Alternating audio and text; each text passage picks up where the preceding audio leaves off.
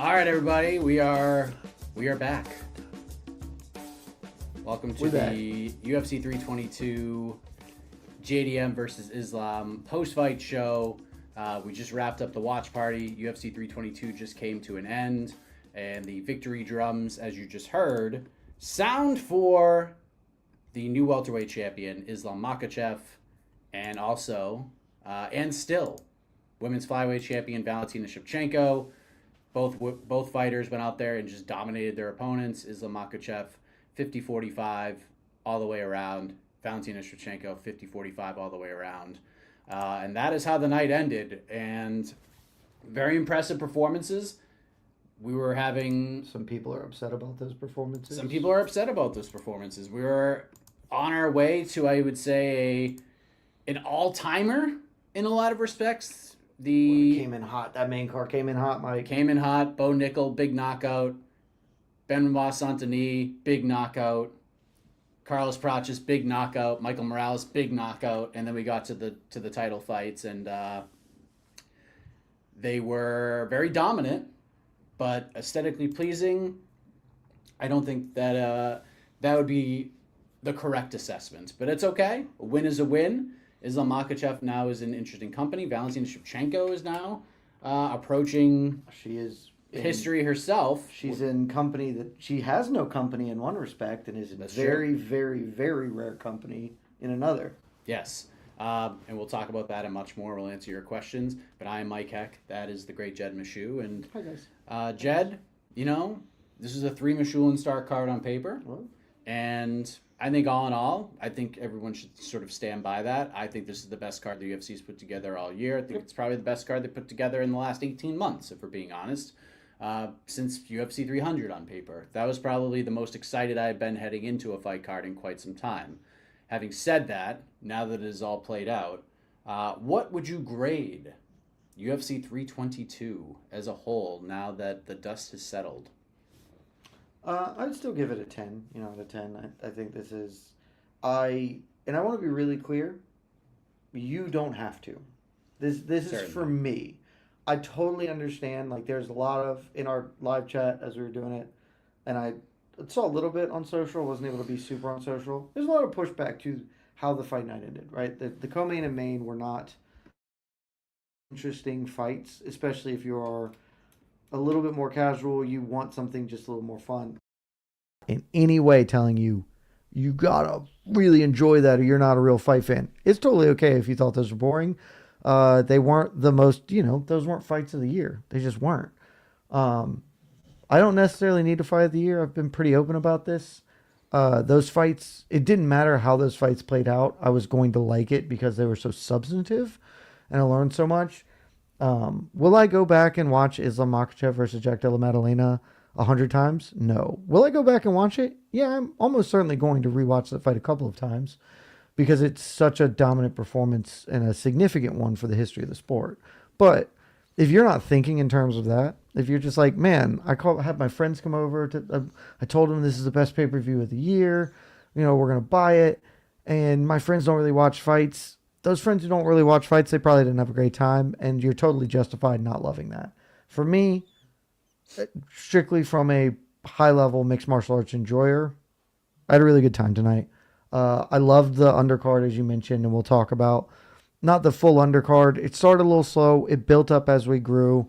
The stuff in the main event before we got to the 2 title fights, all that was stone heat. That was 100 miles an hour, painting the corners. And then both of the championship performances were very similar. Dominant performances, non-competitive, right? 50-45s on both across the board. Not the most exciting thing, but super impressive, super meaningful, and that means enough to me. So I'd still give it full marks. Understanding no issue if you at home are like, F you, Jed, you're carrying the UFC's water. That was terrible. The sport's awful, blah. It's fine to feel that way. You spent $80 and it's totally reasonable to maybe not have enjoyed that as much as I did. B+. Sure. I think B+ is a fair grade. It started we were heading towards A+ territory. And it's, again, I don't blame Islam Makhachev or Valentina Shevchenko. They got the fights that they wanted, and they treated their opponents as such. Like Jack Della Maddalena trying for takedowns was truly shocking to me. That was really bad. He only really did it once, like in a really bad way, but it was quite bad when he did it. I don't think it ultimately affected the fight, given just how the rest of that fight was. Yeah. I don't think there was anything he was doing, but that was really bad. So there was a lot of talk about, you know, what the meaning of this fight would be in the aftermath. Like, where does JDM rank pound for pound if he wins? Where does Islam rank all time if he wins? Does he overtake Ilya Topuria in some people's eyes?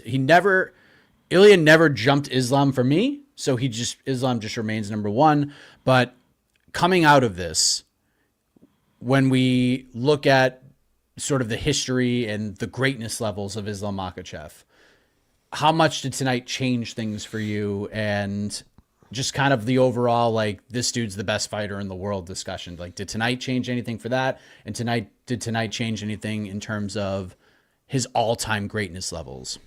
So I think it certainly did the all-time greatness. We're going to do a rankings update, obviously. Islam will move to my number one. Right now I have Marab. And people disagree with me on this, and that's okay. I think that there are 4 dudes right now that are functionally interchangeable as the top 5-ish, really 4, that they've just done so much more than everybody else. And I don't have an issue. And so I have sort of defaulted to whoever wins the next one, then just sort of we're rotating. Marab won it, and I think that that's very clear. His 3 title defenses in a very good weight class, dominant performances. But Islam has 4, the most title defenses in the history of lightweight, the best weight division in the sport. And now not a non-competitive fight. Jack Della Maddalena did almost nothing of substance in this fight. And there are people probably right now, I can't check the comments, who are like, Islam didn't do much either. He did not do like a huge amount of damage, but again, just a complete one-sided fight. People who don't even know like what a fight is. If you, Mike, went deep into the Amazon rainforest and you went trudging into it to an uncontacted tribe of pacifists who have never engaged in combat in their life, and you got them, and you pulled 3 of them together and were like, you don't speak the English, you don't know what's going on, and you made them watch that fight, they could tell you who won that fight, knowing nothing about fighting. There's nobody is confused about who won that fight. And so a performance like that, I'm very interested. I think it's a lot trickier all-time greatness. But it's pretty easy for me to be like, yeah, he's number one until somebody else, Ilya, Pantoja, Marab does something else really, really spectacular, just gets another big win, then they can bump and sort of be that interchangeable thing. I have a lot of thoughts about the all-time great conversation for Islam, but I want to know, where do you think this puts him in that? Because that is, in my mind, that's the thing we're going to be talking about for the week. That will be the dominant because the fight isn't anything to talk about. Well, he won it. It was clear, nothing to talk about. It will be, where does he rank in the all-time greatest ever conversation? Yeah, and it's something I'm probably going to have to think about a little bit. Because it's just like your current pound for pound rankings, right? Like the top like 5 or 6 or 7 are pretty much like set. You can have them in different orders, but like those fighters are consistent. And then once you get down to like the nitty gritty, like the back end of the top 10 into the like bottom 20 of the pound for pound rankings, like it takes forever to like get it right. And then it takes, like, you look at it the next month and you're like, what was I thinking? All the time. I'm like, I don't know what I was doing there. So you have to like really like sort of look at it and dig it down. Am I willing to say he's like top 20, like without looking? I could listen to that right now. And maybe he is. Maybe when I actually like jot it down and go through it, maybe he is top 20 right now. Is this a performance where I'm like, dude, he's definitely top 8? I don't think we're ready to go there just yet. But I think the door is certainly open. Again, you and I talk about this all the time. Like, winning the belt is incredibly impressive. But defending it it's the multiple times, thing. is huge. So if he goes out there and defends this belt twice, and I'm not talking about Kamaru Usman, we're gonna get there. If he avoids, I'll still give him credit for that, but that wouldn't be the not best. like he gets some, but not a ton. Like this is It wouldn't be the best. it's good prize fighting for Islam. Very good prize fighting. It's the bigger name to some degree and probably the easiest fight of all the options. I think if it's we're being all of honest. those things for sure. If we're being honest. So that, like, from a prize fighter perspective, certainly. But if Islam goes in there and is just like, I want Michael Morales and I want or Ian Gary or something, and he goes to beat, or Shavkat, if that happens, I would love Shavkat. God, I'd love Shavkat. if that, like, he goes and beats those two, I mean, it's certainly undeniable that he's like in the top 10. So Man, Shavkat makes me that itches me right where I scratch. Oh, I'd love that. yeah, fight. I would love that fight too. I would love that fight. I just want to know where he is at this point. He's tweeting. He's tweeting. He Good. tweeted. But I don't, that's great that he's tweeting, but I want to physically see this man training or doing something so we helpful. know he's coming back. Would be That's helpful. what I want to see. I want to make sure this man is coming back to fist fight. So let me kind of go and ask you, okay? On to the next one. AK and I are going to talk about this. I have to think about this because you can go certain ways. You can go with like what you think should happen, what you would like to see happen, or if you're truly trying to predict what happens here. Who is Islam Makhachev fighting next? This week, I did not believe this was true. I was very vocally in opposition to you all of last week. This week, everything that happened substantially changed my mind. I believe what will happen is Kamaru Usman. It is not what I would choose, and I don't believe it's what should happen. But when they when everybody re-upped the I thought dead conversation that Kamaru Usman's the greatest welterweight of all time, it's obviously insane and completely not It's true. one of the worst takes in the history But of the like sport. people have just been like saying it, Dana, like they're making that happen. Islam's team is saying Usman's name. Usman's out there doing a full court press. Like it feels like their energy is in making that happen. So I think that is what will happen. I don't love that, but it is what it is. If I'm going to, for my out no pick, even though that's what I think will happen, I will say the one I want to happen. It's the one I want to happen and that I think should happen. And nobody will agree with this, and that's okay.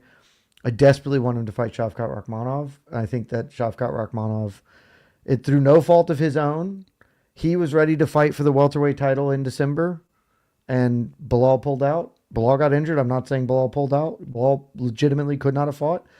He did the UFC a solid, fought Ian Machado Gary, won that fight, hurt himself, couldn't compete. Like I think that fight would be sick.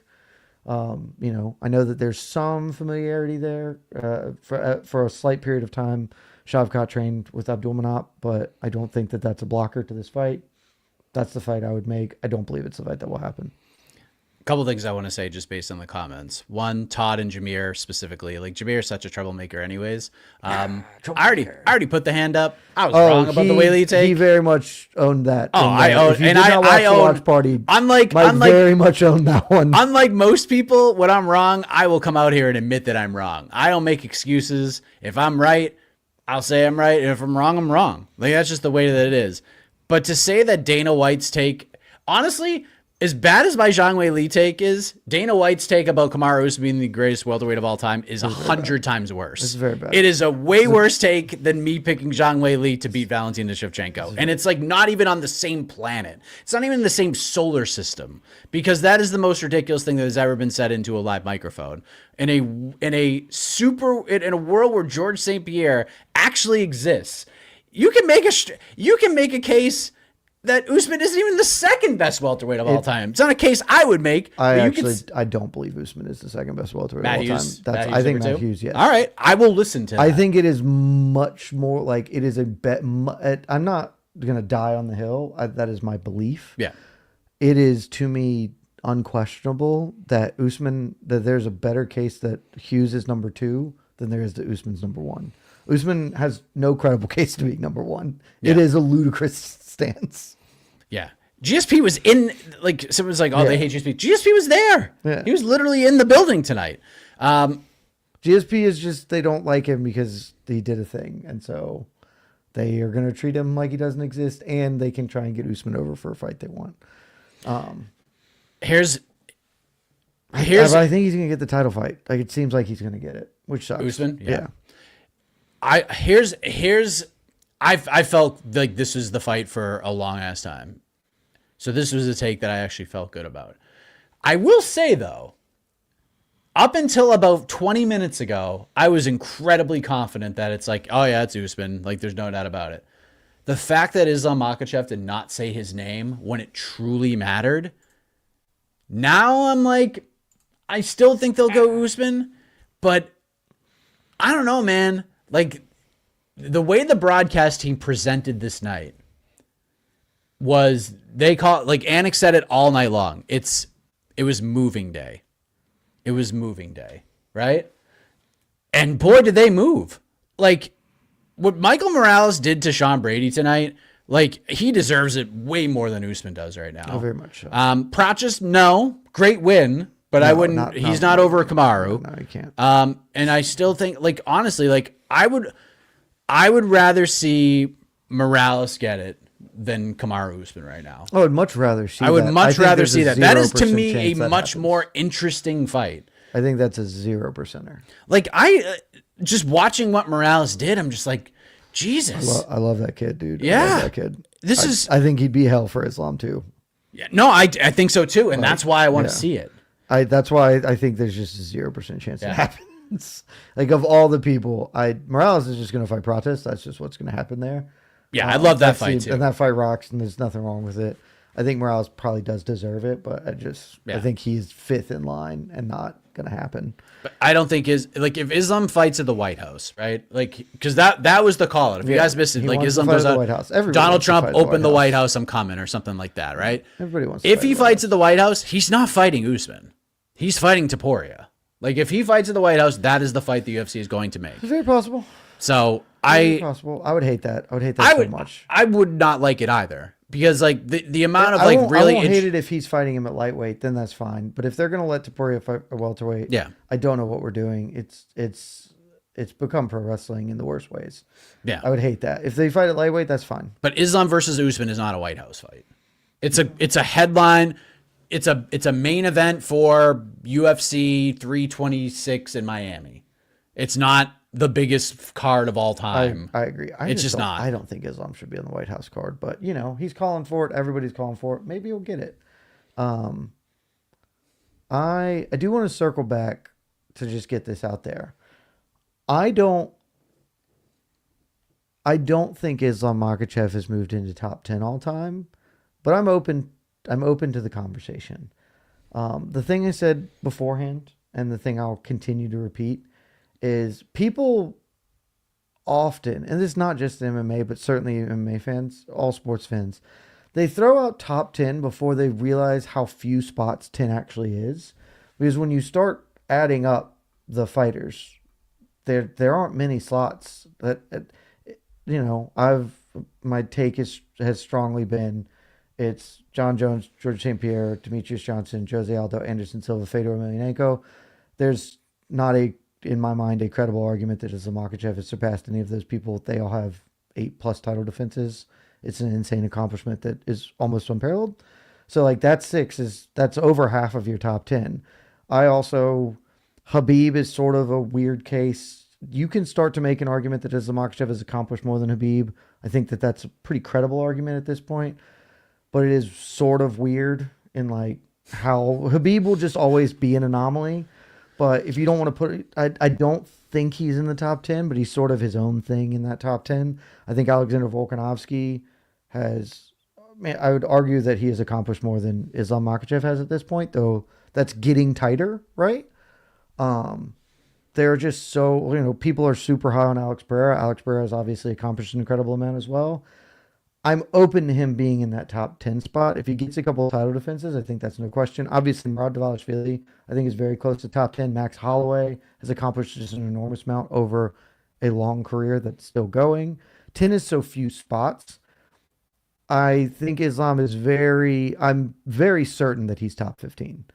And I'm very open to him being top 10. And the great part about him is I thought, and here's where I'll hand up, Mike. I was pretty sure that Islam was just like maybe one more and retire. They have said all week that that's not remotely in the cards for them. And it doesn't seem like it is. I don't know what else he has to fight for. Like he's just risking losing and then it, becomes that. But he seems intent to continue to build. And the more he builds, the higher he climbs in the all-time great rankings. I'm curious to see like what his brain is building towards. Is it just like let's just cash out here, or is it? I'm curious. Like I'm super curious what he's thinking. I'm curious what Dana's thinking. Like Michael Morales, from what I understood, is live at the post-fight press conference, which if you watched Media Day, he is going to be up there for the next half an hour, at least, because of all the Ecuadorian media. He is going to be there forever. So we may not hear from Dana for quite some time. I'm very curious to see what Dana has to say. And honestly, Michael Morales like is such an interesting. There's no chance he's getting it, but in any other timeline, Dana would come in and be like, Michael Morales might be the best welterweight on earth. We need to find out. And now they just can't do it because everything else that's happening. You should treat him like you should treat him like Francis Ngannou when he fought Stipe the first time. It's like here's a young dude who is over already with the fan base and might actually be the best fighter in the world. They're gonna push him and see. And right now, I don't think he's gonna get that because of how everything else is shaking out. But that dude's gonna be a champion one day. Last thing I'll say, and then we'll talk about some other things that happened. Maybe the more interesting question coming out of this, because obviously, like where Islam goes is interesting. Where does Jack Della Maddalena go from here? Because, boy, I think he's okay, man. In a world where Islam Makhachev reigns, he ain't ever getting a title shot again. But who knows? Like if we live in a world where he fights Usman and retires, like JDM's back in play, but is he gonna need a win, maybe two, after the way this fight went tonight?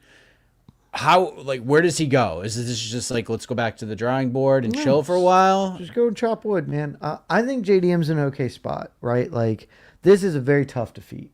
And it's frankly a tough defeat. And one of the reasons I picked Islam, with varying levels of confidence, at the start I was really confident in Islam. Then I got way less confident. But I never didn't pick Islam. But it was just like, man, I don't know.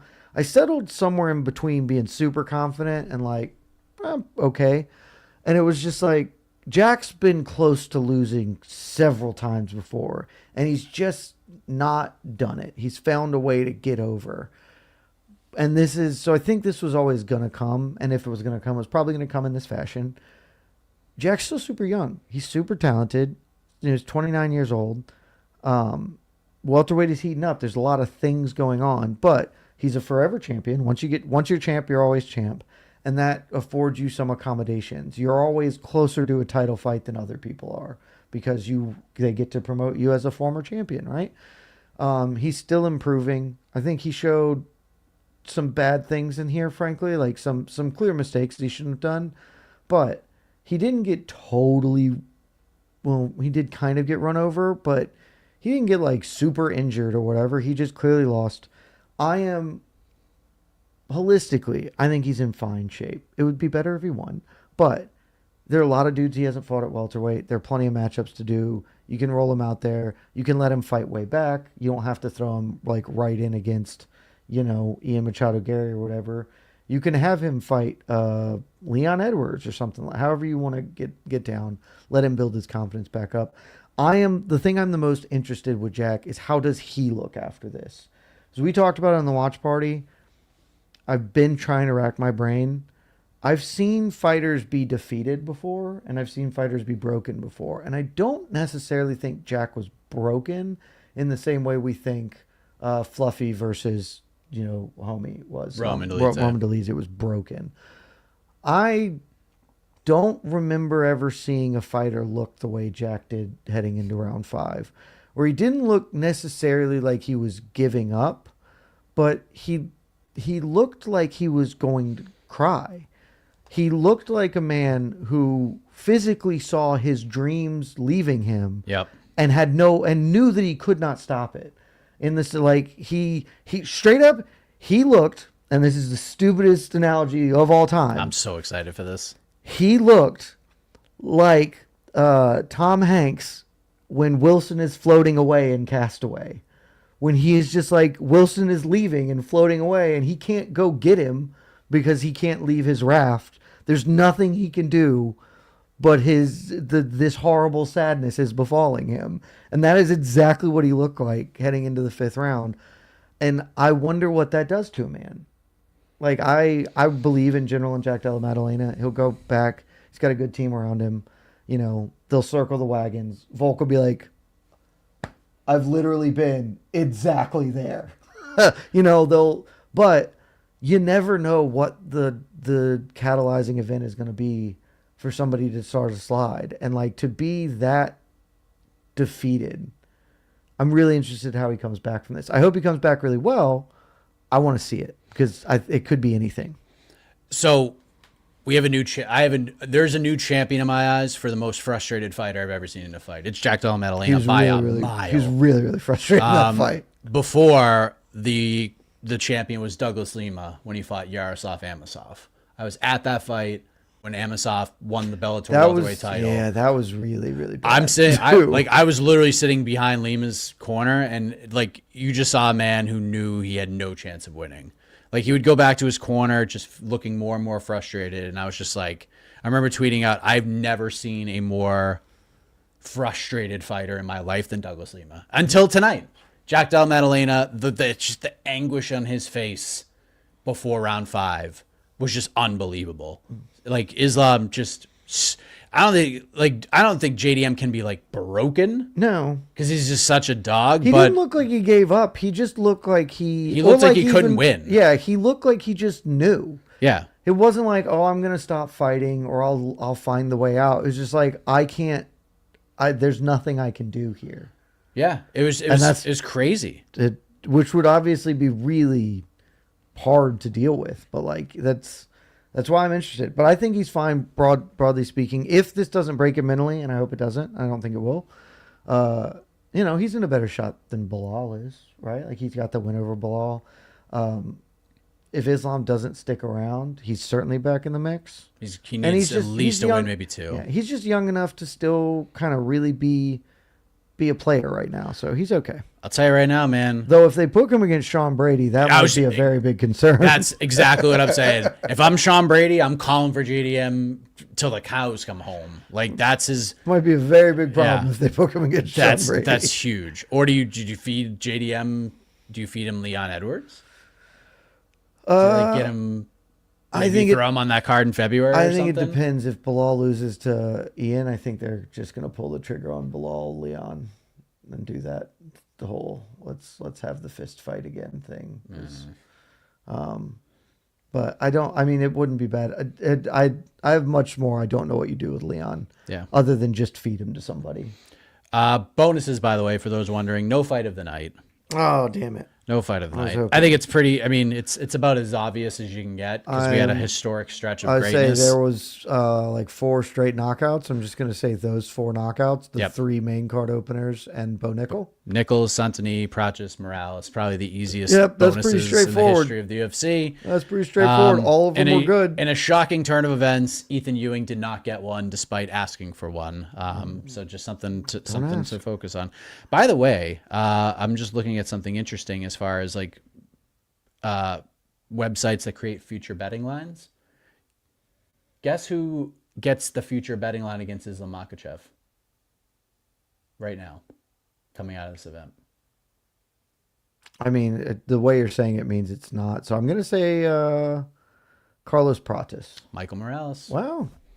There's just no percenter. I just think that's a 0%er. I don't know, man. Do you want to fight the hardest guy probably he's a would star. fight? He's becoming a star. Dude, Sean Brady is obviously a thicker human being, and Michael Morales made Sean Brady look like a child. Islam Makhachev, former lightweight, would look like an actual infant fighting Michael Morales. By the way, credit to him if he does it. For those wondering, doing that. For those wondering, Islam Makhachev is the favorite. Minus 315. Against Michael Morales? Plus 265 for Michael Morales. I would slay Michael Morales at that place. Oh my, I would bet so much money on Michael Morales if that fight gets booked and that's the price. I would bet an obscene amount of money on Michael Morales. There is honestly no other fight I want to see at welterweight right now than that fight. I honestly didn't think that's how it would feel coming out of this event. I love the Shevchenko fight. I think that fight would be banging. Yeah, I need Shevchenko to like be around, fight somebody. He's gonna have to fight again. Very likely. Yeah, but I love that. Valentina Shevchenko wins. Great, just dominant performance. Yeah, she hossed Zhang Weili, made me look terrible. The whole world's letting me know about it, and that's fine. You have been catching it in the teeth in the comment section. I sure have. I did not realize, and I deserve it. I absolutely deserve it. I just didn't realize people were going to have that type of feeling about it. Yeah, because they're feeling that way about it. People are like, I didn't realize that people like take notes on all my takes because I've had some bad ones lately. Although the Montel Jackson one, like I still felt good about until the Figgy fight. Like that was still alive. Like to having a take last for almost a decade and be alive is still pretty good. That was only 4 fights. I still have Armin. I still got Armin Sarukian. I still have Armin. You better hope he wins next weekend. I need that one. If he loses to Dan that's Hooker, my Red Sox. Get off the internet. That's my Red Sox Yankees 04 if Armin Sarukian wins the belt. If he loses to Hooker, do not get on the internet for a while, dude. Yeah. Oh boy. I will lose my voice and not be able to do the sorry, can't talk tonight, guys. Even on the People's Pre-Fight show, I'm like Malcolm Wellmaker's fighting Ethan Ewing. I'm like, we kind of know what's gonna happen here. Like Malcolm's just gonna wreck him in a round, and then Ethan Ewing goes out and wins. But by the way, no one on earth predicted Ethan Ewing was gonna win that fight. No, yeah, that was nobody on the planet predicted that to happen. Credit to him. Frigging Robert Ewing, his older brother, didn't even pick him to win that fight. So, but sick performance from Ethan Ewing. I'm sure we'll get questions about that. Good win for Valentina Shevchenko. She just hosses Zhang Weili. The future betting odds coming out of that fight, there were 2. Zhang Weili versus Mackenzie Dern. Minus 380. I'll go look at it. I mean, obviously it should be minus 5, but I'm going to assume they're going to chalk it a little. So minus 375 is my guess. Let me pull them up. Zhang Weili minus 450. The comeback on Mackenzie Dern plus 350. It should be at least 5. And again, I will be climbing with Zhang 1,000,000,000% if that fight does happen. Oh yeah. And Valentina Shevchenko versus Daddy Ice. Shevchenko minus 2. Minus 175. Okay. Comeback on Natalia. I thought that was so dominant that they would give her a little more juice on it because it was such a non-competitive fight. Yeah. It's all good, man. Like it's all, but again, it just seems like you dared to be great. You dared to be great. Zhang can say that though, because she wasn't an asshole about Zhang can. The whole build up. Everybody else say look, I was pretty close to nailing that fight in my prediction. You did a great job. Except for I didn't think it would look like that. I thought Shevchenko was going to win a Shevchenko-y fight. I thought it would mostly just be like kind of boring range kickboxing. I did not think she would just big sister her because Zhang has never been big sistered by anyone ever.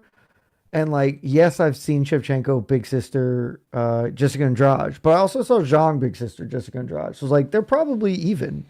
And then the moment they got in the cage, and actually Shevchenko looked bigger than her, which I didn't really, because they hadn't in all the face-offs. It kind of looked pretty. Yeah, even yesterday, even Friday. Yeah, it wasn't like a Michael Morales, Sean Brady gap. Crazy. But I was like, okay, Chevy is definitely bigger. And then the first time they tied up, it was like, oh yeah, she can do this. But maybe that was just one, and Zhang got caught off guard. But every time it was like, you're going down. And then I started to feel really confident in Shevchenko in the second round when in the watch party I said it, and as I'm thinking about like they were in a tie up and Zhang tries to stand and throw an elbow, and Chevy runs her to the ground like an O lineman on a D end and pancaked her. Yeah. Like just straight had her here and just drove her to the ground. And I was like, okay, she can do that forever. If she could do that, this is probably over. And it kind of was. Not like, again, the exact same caveat I made about the main event. If you didn't like that fight, I don't blame you. I'm not telling you need to like that fight. I enjoyed the dominance of it. I will not watch it many times. I'll watch it 1 or 2. I mostly just have an incredible amount of respect for it. Valentina Shevchenko becomes has the most title defenses in women's UFC history at 9. She just passed the combined title defenses of Amanda Nunes, who had 8. So she is alone as the most decorated female UFC fighter of all time. The 9 puts her technically in a tie for 4th place of most title defenses in the history of the UFC. Should really be 5th. Jose Aldo should also have 9. Like, they should all be there, but Jose only has 7 because 2 of them are WECs. They should count whatever. We're talking something that literally 5 other fighters in the history of the sport have done. She has now accomplished. I believe before this fight, I believe after this fight, she has a credible case to be considered the GOAT. If you don't, you consider it Amanda Nunes or even Chris Cyborg. I think at worst she's number 2. I'm open to either Amanda Nunes or Chris Cyborg. I have more issue with you putting Cyborg above her, but I'm at least open to the conversation. I do not think you can at all go lower than 3. And the fact that she is 37 years old, has been fighting professionally for 20 years, and can still do that, even if you didn't like it, which you did not have to. You have to acknowledge that it was incredibly impressive. Yep. And this is a woman who I think very obviously is no longer at the peak of her powers. That's what the Grasso sort of trilogy was, is like, here's a woman who's kind of losing her fastball, but what she has done in beating Montefiore and now Zhang Weili is incredibly impressive and nearly without parallel in the history of the sport. And so I tip my cap to her, and most people will not like that fight, and that's okay. I respect that fight, if nothing else. She beat the best fighter in the world. Yeah, at the time, like that was 1 and 2, her. and she made it deeply uncompetitive between the number 2. It was just an impressively dominant performance, not aesthetically pleasing, but just so damn dominant and impressive. And Valentina just don't give a shit. It's an incredible superpower to not care what you think of her. It's a great ability to have. I think she's very clearly number 2. Like, I just don't see, like, respect to Chris Cyborg. She has accomplished a lot. Yeah, but like, there's a very clear argument in Chris Cyborg, and it's not really her fault. Yeah, but it is. She's got great wins on her resume. She does very good wins on her resume. There's no doubt about it. Yeah. She's very good wins, but Valentina's resume is 1,000,000,000 times better. It just is. Like, she's in a weight class that has fighters. Yeah, I do think it's better. I do give Chris a lot of credence just because she's been at the top for 15 years, which is really, really hard, even in a fake weight class. I also really respect that Pacheco win. That was great from her. It was a great win. But like I said, I have Val as my number 1 all time. I'm totally open to the Nunes being above her. It's Nunes, Val. You just can't put her any lower than 3. There's not a real argument to anything lower than 3. If Weili won, would you put her above Nunes? I would have had to think about it. I mean, I was trying to figure out what a Weili win would do, because it would be really big. It would be so mega for her. I believe she's the best strawweight ever. I also think there's an argument that she's not. I do believe she is it. I think she's the best strawweight. I do believe she is it, but I don't think it's irrefutable. There's no conversation about it. The Rose losses are kind of weird. They sort of make things a little blurry there. For sure. But a win over Val would have been so incredibly impressive. And it didn't come close to happening. There was never even really a concern that it was going to happen after a few minutes into that fight, which is a testament to the greatness of Valentina Shevchenko. And now we're going to see Natty Ice get her day in court. Apparently, by the way, that's one of my other pretty good takes. Come on now, the Natty Ice train. You have been the actual driver of that, and she is, by all accounts, seems to be the person who's getting the next one up, as she should. She is the most deserving. Yes. Certainly. Natty Ice will get her day in court. She should absolutely be next. There's nobody else that should get it over her. I think it was a good night for her. The UFC and the production team sort of set it up, had him on the split screen. She got everything short of a in-cage face-off. And Valentina ain't going to pull the Juliana Pena and be like, well, we'll wait to see what happens. And I want the Nunes trilogy. Valentina's like, bet, I'll fight her. Dude, sounds good to me. Much like Makhachev, she has been saying, I just want to keep defending this belt, which I love. I'm in. But like, she of all fighters seems like the person who would be like, I would like to go get the bantamweight title. I'll just fight the winner of Kayla Amanda. That seems okay. And the UFC would, if she said that, I think the UFC would say, yeah, let's do that. That's okay. We accept your terms. But she's happy in her lane, and I love that for her. I think Natty Ice is going to be a competitive, fun fight, and I'm interested. Honestly, I think on just kind of looking at the landscape right now in this division, I think I'm picking Valentina to win this fight. I know that's crazy I'm for a going to guy who's continue driven. to pick Valentina until she loses. But just kind of looking at where this division is right now, I think Natty Ice gives her like the best test. 100%. I think Natty Ice has a way to win that fight. Yeah, And I think she deserves Valentina. it. I think Valentina beats Erin Blanchfield pretty easily. Honestly, I mean that could change in a couple of years, but right now she Do beats her believe pretty that easily. is that would be the easiest fight that is like possible for Valentina. I could see them. I could see them trying to speed run Macy Barber if she wins in December, but I think Macy's gonna have to fight. You got to do Macy Blanchfield, honestly. Yeah, That'll be the number one contender fight probably. But even so, like Manon's there. Like you can't. How can you give Erin a title shot over Manon? Well, you do it if Val still has the belt, just because like that's a historical precedent of like, yeah, she lost to her. She got her shot, give somebody else a shot. Yeah. But I mean, Manon I think is the big loser tonight. I mean, there are many losers, but like of the people who didn't fight, that is one like she maybe had a chance to get back in quick, but now Val still got the belt. It doesn't matter that she just killed Jasmine. Yeah. It's just like, okay, you got to go fight somebody now. And now Manon, now Tracy Cortez is gonna have to fight Manon. Like that's just a terrible spot to be. Yeah. Like that's just literally who's it. Like who else is Manon gonna fight right now? It's a really tough place to be. So, great win for Valentina. She's just so good, man. Like what else can you say? I had a terrible read and she just shut me up, man. She just gets big in these spots, and she won more dominantly than I thought. I thought she was going to win, and she was more dominant than I thought she was. I honestly think that was I think it was the second best performance of her career tonight. All things considered, it's certainly up there. The stakes, the quality of opponent, it's one of her best efforts. Mike, your tower picks. I did pretty good tonight. I did unbelievably well. I did pretty damn good today. I went 12 for 14. And I picked Islam by decision. Nailed that. I picked Sean Brady. Yeah, I got that one wrong, but I got most of mine right. In GS, I didn't ruin your parlay. If you tail me, I don't know how many times I have to tell you not to tail me. That's your fault, bro. That's on you. So yeah, that's true. So sorry. So sorry. I'm very sorry. So sad. But I feel no sympathy for you. You get no sympathy for me.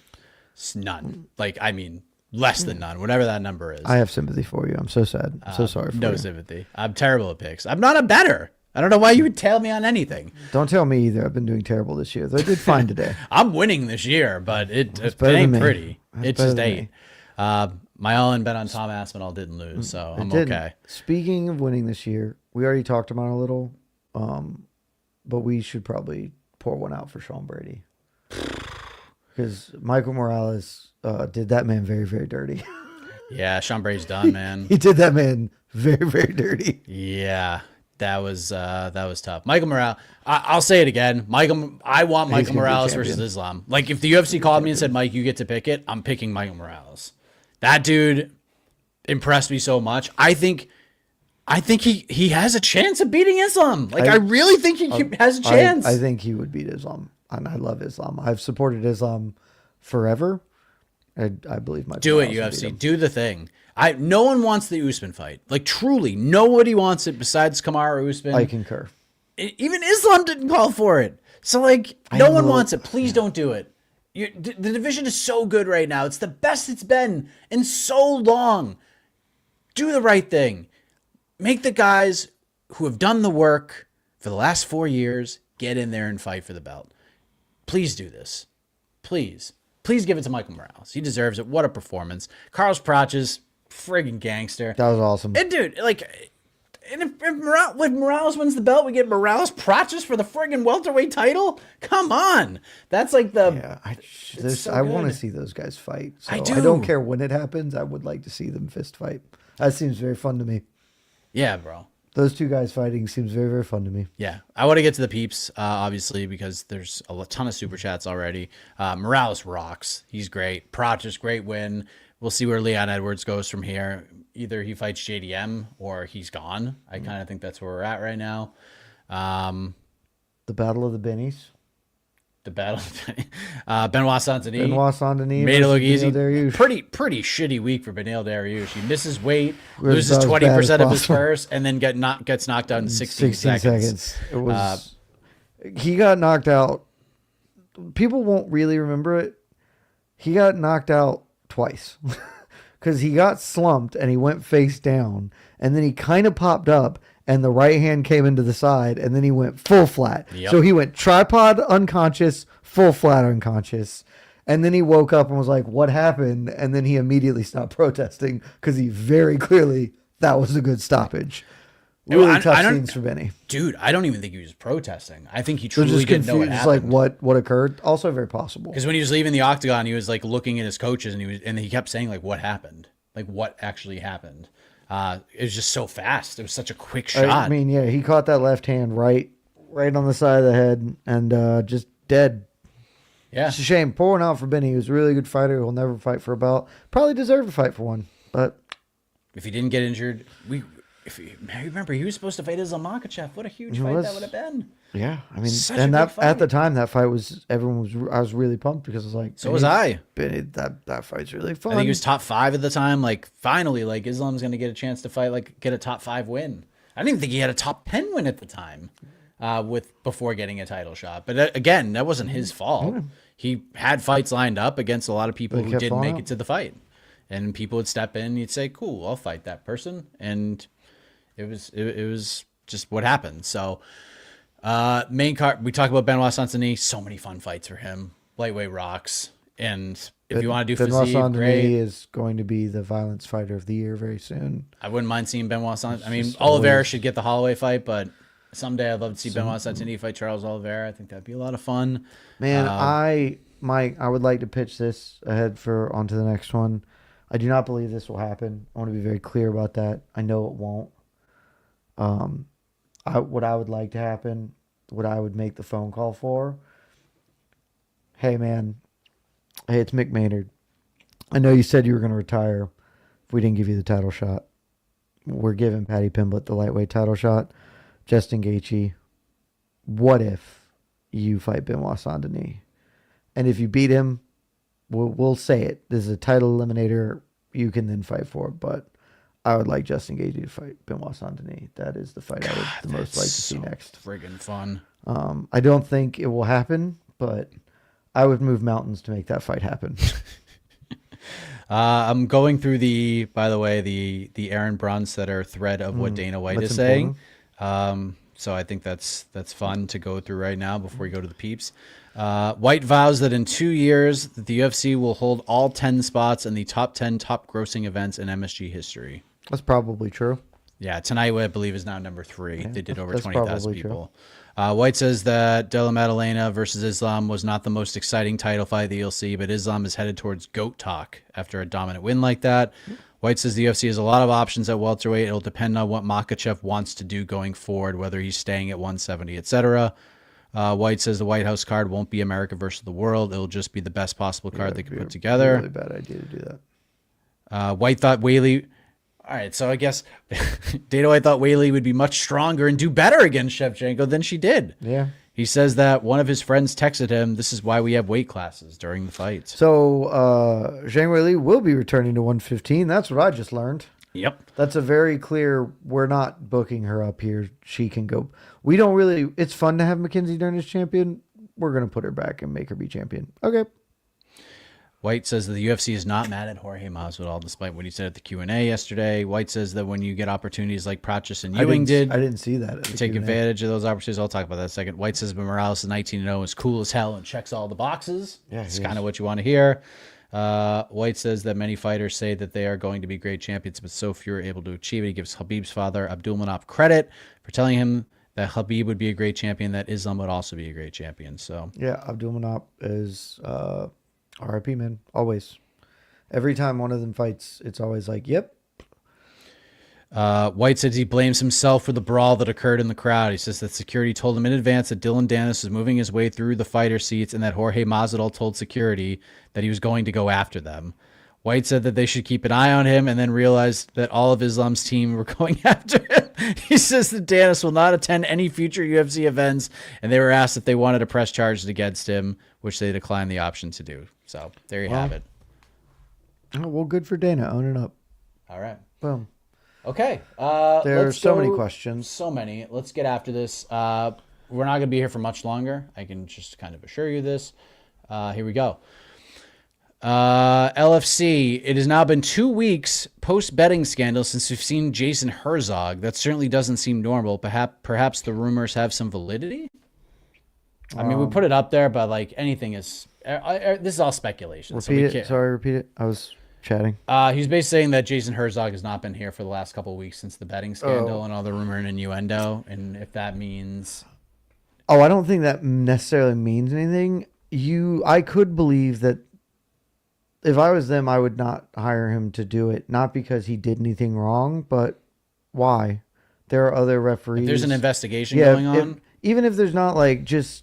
You can separate yourself. There are times in life, not just in this instance, but we're like, why do we need to do this? There's no need to unnecessarily put the potential stink. I am not accusing Jason Herzog of anything. I don't know that there's anything credible to accuse him of, frankly. But let's say, okay, whatever, we're not listening to this, and he refs a fight. And he makes a totally, normal F-up, as referees do constantly, because there is the rumor and innuendo, then it's, tisk, tisk, something rotten is happening. And, just straight up, if I was a fighter, I would not allow, even with nothing alleged or nothing functionally alleged or proven, I wouldn't want him to ref me. So you can just not do it for a couple of weeks, let the dust settle, maybe get a little more information, and then bring him in, assuming nothing is untoward. Yeah. Again, we can't miss you if you don't leave. Maybe the man wants to take a trip with his wife or something. Who knows? Maybe he wanted some time off. Everybody needs some time off. There are just those situations in life where it's like, hey, man, we know that technically you haven't done anything wrong, but it's a bad look, or it's just going to raise questions. Or like, yeah, that guy doesn't like you. Can you just not? And you're like, yeah, okay. And if that's even the case, it would be that. To the best of my knowledge, nothing significant has implicated him in a meaningful way. It's just rumor. Yeah. RS40 BSD is the new Gaethje. What's next for him? Maybe hooker, arm, and loser. Also, how many fights do you think Islam has left? I have him in my top 5 all time. So you mentioned you'd love to see BSD versus Gaethje. Do it. Be a great fight. Basically, I think at most we have 2 Justin Gaethje fights left. We probably only have 1. We may not have any. We may not have any. I'd very much like to see it. I don't think it'll happen. I would pay $600 US to watch that fight. That is the price I would be willing to pay to watch that fist fight. So I like BSD Fiziev. I think that's fine. I think that's good Perfectly matchmaking right there. Also, how many fights do you think Islam has left? Over under 3.5. I'm gonna say under because that is, 4 is a lot. 4 is a lot of fights left. And I think at some point over under 2.5.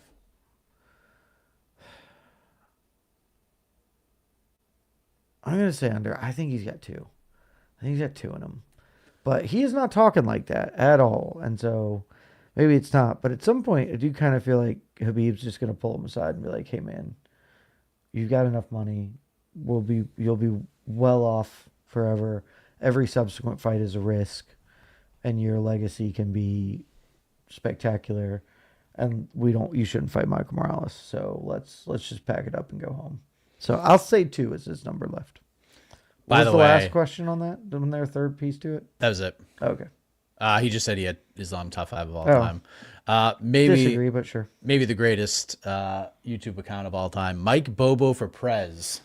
Well, that's just rude. Nick. That's a personal attack. He wasn't that bad today, but he was bad for a big chunk of it, and I was livid. Oh my God, that is incredible. Nickel to Morales stretch was all time. Completely agree. It was really good, man. That was banging. Valentina is my GOAT. Islam is all world and close to top 5 all time if he isn't now. Shout out to you, Mike Bobo for Prez. You have my vote. You do not have my vote. I would vote for you for president if it meant you weren't ROC. So I'm gonna let you wax poetically here, Jed. Everett Price. Islam ran from Taporia. Chickens can't be goats. He sure didn't. You know what he did? Look, I will stipulate. I will, and I've said this before, so it might be repetitive. I am happy to stipulate that Islam ran from Ilia Topuria. I will agree wholeheartedly with you. If you then acknowledge that Topuria ran from Diego Lopez and Movsar Evloev, that you make that. If you say that, then sure, Islam ran from him in the exact same manner. Because Ilia Topuria had work to do at featherweight and decided, nope, I don't want to do that. I want to do this. Islam actually didn't have work to do at lightweight, and then just validated his decision to move up. He did not run from him at all. And that fight still may happen. So, no, it was a bad take. It's a bad take, Everett. Yeah, Armin was there, but he tried to fight Armin, and Armin didn't make it to the fight. Yeah, so. he was absolutely willing to fight Armin, which I frankly think is a much more difficult fight from than Ilia. And yeah, that dude is not running away from anyone. Ryan asks, is Michael Morales the best welterweight in the world right now? I think it's really very possible. I believe that is very possibly true. He's so good, man. Like, He's it's just incredible. I always believed he's getting so much better every time. Yeah, and like, I always had belief like he would fight for the belt and stuff. Like, I always believed, because he's so young, like 4 years, 5 years. Like, at some point he's going to get his shot. But now, man, I'm all in now. Like, tonight was everything I needed to see. Like, skip the line, man. Like, just give it to him. Dude, like, I want him and Islam is so fascinating to me right now. I have to see that fight. I was so impressed with him tonight. So impressed. Spencer, epic night from the Garden. So many great performances. Didn't expect the guy I'd be most impressed with to be a dude named Ethan Ewing. Prelim fighter. Credit to him, man. Y'all most impressed with. Thought Bo looked much improved. Most impressive prelim fighter. I mean, it has to be Ethan Ewing, just because the circumstances are incredible. Yeah. I don't, that's not the best win. I really like Malcolm Wallmaker, but there were always concerns about him. But that dude fought 5 days ago or whatever, and then just gets to call the fight on a day and a half's notice against a guy who's being pushed to the moon, and delivers a really good performance. So I think that's like the most out and out impressed. But really like what Fatima Klein did on the undercard. Yeah, she was really good. I know that Angela Hill's certainly old, but there are very few prospects at strawweight, and like she's like a legitimate, here's a person who's not 50 and hasn't been in the weight class forever, and maybe she can be some new blood and interesting. And frankly, I said it at the time we were on for the watch party. I don't like Bo Nichols' post-fight speech, but I thought that was the exact performance he needed. Of, the first 2 rounds, he was clearly winning. He was working out the game, showcasing skills, a good rebound effort. And had he just cruised to a decision win, it would have been like, yeah, you know what? That's a great get back. That's a professional win to get back on track. But instead he put a stamp on it. And that's just, that I don't think he could have drawn that up better for his overall career. So I think it was the best performance of his career. I was really impressed with Bill Nichols as well. Yeah, if there's one fighter on the planet pound for pound who needs like Paul Heyman to be in his corner to speak for him, it's Bo Nickol. He sucks on the microphone. He's terrible. Like, he always puts out these good messages, but it's always like, he always ends it with like some sort of like F you. This whole, I work harder in one day than most of you do in your entire lives. Like, what? Shut the hell up, dude. Like, that's such like a dickhead thing to say. Even if you're trying to be a heel. Like, you can't be both. You can't try to be like he's Kurt Angle. Like, he was Kurt Angle when he first broke in. He's like, hey, I want you to be nice to each other, but by the way, like, your city sucks. Like, yeah. You have to like find, at least that's acting. Bo's like dead serious. Yeah. Like, he's just so bad at this. F you guys. You got to either love me or hate me, but you can't be switching back and forth. I don't care what you think. And well, then those are three like, that is a triangle of ideas that are know what related to each other, and all of them are very opposite of each other, and you're trying to hold them in your head. Oh, I don't care what you think, but if I did, I'd be mad. Yeah, FUMFers. By the way, if you love me or hate me, I just want you to feel something. Yeah. And then he's like, I work harder in one day than you work in a lifetime. Like, shut up, dude. It wasn't great might work, but it was a great performance. Great win. He's back on track, doing good things. So stop. That's who Get I a was, manager. Like that's who I was impressed by. He needs a manager so bad. Like, and I'm not talking like, I mean, he's got a manager that like handles his career, but he needs a mouthpiece so bad. He's so terrible at this. He might be the worst in the company. I will say, like, Ethan Ewing was great. I mean, the circumstances are just impressive. It was good. It was good. I didn't think we'd learn. I was hoping the Haddon fight would happen so we could learn something about Malcolm Wallmaker, and we learned something. And Ethan Ewing gave us that, and that was a great win. I am bummed because I had a bet on Cody Haddon, and I felt pretty good about it, frankly. And I think that bet would have been really good. Yeah. So that's a shame. Honestly, I was very impressed with Pat Sabatini tonight. Like he beat the shit out of Chepe. That was one of the Mariscal two fights I tonight. got wrong. I thought Chepe was gonna, keep rolling, and Like he bullied Pat. him. Yeah, I mean, Pat just dominated him. And Chepe cheated his ever-loving ass off that entire fight. Like a dozen fence grabs in round one, and a complete and utter eye gouge in round two.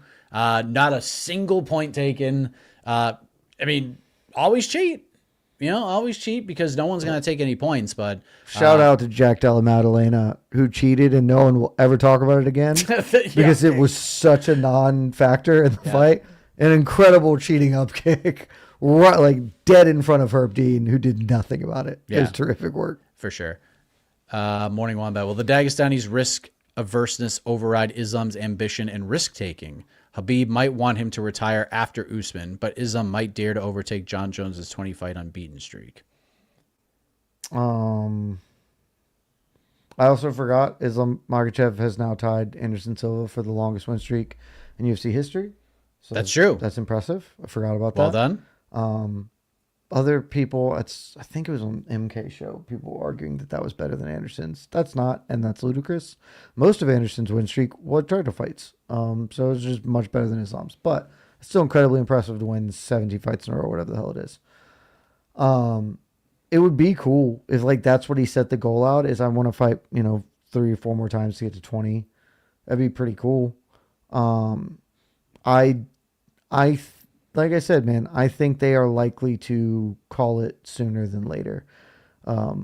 Even before Habib retired because of the tragedy, Abdulmanap was pretty straightforward about it. It's like, yeah, he's only got a couple years left, and then he's out, and then Islam's up, and then Islam's out. Like, the whole plan is less risk aversion in general, though there's a piece of that. I'm not saying there's not.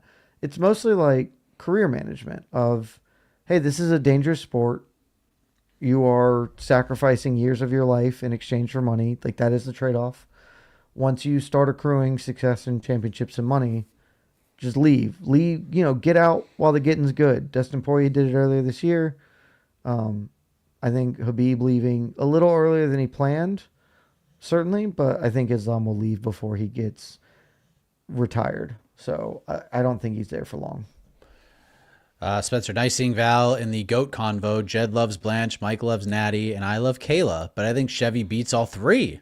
Any fighter at 125 or 135 that you would pick to beat Val right now, she's a terrible matchup for Kayla, in my opinion. I think I would pick Kayla. Simply, I think the size is too much. Kayla is enormous, and enormous at 135. Val. It could look very similar, like Val looked against Zhang tonight. Yeah, Val is very physical, but the physicality I just don't think holds up. If she can drag it on, maybe she can make hay later in the round. I wouldn't say she's 0%, but I would pick Kayla. Depending on how Amanda looks, I would probably pick Amanda. Valentina, she's just not the peak of her powers anymore, which makes what she's accomplishing all that much more incredible. 100%. But she can't do what she did to Zhang to Amanda, and that's been such a strong method of attack for her that, assuming Amanda can still fight, the 2 years off hasn't cooked her or whatever, I'd probably pick Amanda in that rematch at this stage, or the 3 match. But outside of those two, I think she would walk most of the women's bantamweights. Because I think she's the greatest fighter. Was the greatest female fighter of all time. Kayla would be interesting. God, Val. It would be a very interesting fight. I think Val, I would love to see it. I think Val could absolutely beat her. I think she can. I think I'm gonna pick Kayla just because Kayla's so like limited skill wise, but she is just a beast. Yeah, she just got to dump her a couple of times. That might be good enough. Yep. This is a great question from Everett. Jed, would you rather have a pair of Meta Oakley sunglasses or a full Venom Meshew walkout kick with Project Rock shoes? I don't care at all about those sunglasses, so give me the full Venom kit. That's at least a Halloween costume, you know? Yeah. At least the shoes. It's great, great might cue, be able to though. exercise in the shoes or do something. Who walked out with the Venom with the Meta glasses? Val and Protest walked out? Yep. And Wow. both won. Is that a New parlay? New parlay? The Meta Oakley. If you are a fighter at Qatar, try and get the Meta glasses because they are running hot right now. We will close. We'll try to maybe pull one or two from the other chat too. Choose a superpower. 1, cardio resets every round. 2, KO resistant brain. 3, tag in Hamzat for 1 round. 4, tag in Gordon Ryan for 1 round. Only when you're on bottom. He has no MMA specific training. So, which superpower would you choose of those 4? I mean, do I have to fight? If I have to fight, then I'm tagging in Hamzat, and I'm tagging him in the first round, and hopefully he wins in that round because otherwise I'll lose. I'll do the walkout till I have the cool moment with the music. Yeah, I'll get introduced Hamzat, by go Buffer. do it. And then You're up, you buddy. ready? Are you ready? Fight. Go Time out. finish him in 5 minutes because if we have to go to round 2, I'm losing. I But love that. if I'm a professional fighter picking one of those superpowers, give me cardio. It's cheat code. It'd be better than Marab somehow. That'd be insane. I mean, I think Hamzat's pretty wild. I mean, that's just a really That's a fun great thing. superpower. That'd be a great superpower. Let me see. Spencer, because he asked a bunch, you don't have to pull it up, but I did see your question, Spencer. Me being like, I would slam bets on Michael Morales at the big plus number he was at against Islam. It's pretty simple calculus. I think Islam Makhachev is the best pound-for-pound fighter in the world. I've thought that for quite some time in general. Michael Morales is... They say he's 6 feet tall. I don't believe that. I believe Michael Morales is closer to 6'2". They said in the tail of the tape he was 2 inches taller than he was at least Sean 4 Brady. inches. I think he's 6'2" and lying about being 6 foot. I picked him to beat Sean Brady. It didn't really get shown tonight because Sean Brady just sort of got blown up real fast. I picked him because he is actually like a very, very solid defensive wrestler. He will simply be enormous. He has nasty power and these sort of long, loopy, weirdo shots. He will be so much bigger than Islam that I'd be like, yeah, he'll just hit him a bunch, and he's good enough to keep on the feet for long enough to hit him. Islam Makhachev is a great fighter. If he won, he won. Like, I'm not saying he can't win, but Islam Makhachev is functionally a lightweight who just won a welterweight belt. Michael Morales is probably a middleweight who's masquerading at welterweight right now somehow. So it's just like, I don't know, at some point the size feels like it's substantive. And so that's where I'm at on that one. We'll close with this. Mike is crazy with the take that Usman cannot be considered the welterweight pound for pound. I love GSP, but come on, Usman's run is so much more impressive. It's not remotely. Are you kidding me? It's like, I'm not even being mean to you. Like, this is not me. Usman...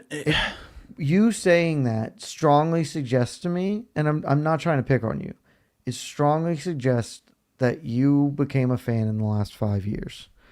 Because the big critique, the biggest critique to make about Kamaru Usman is his title reign actually was kind of buns.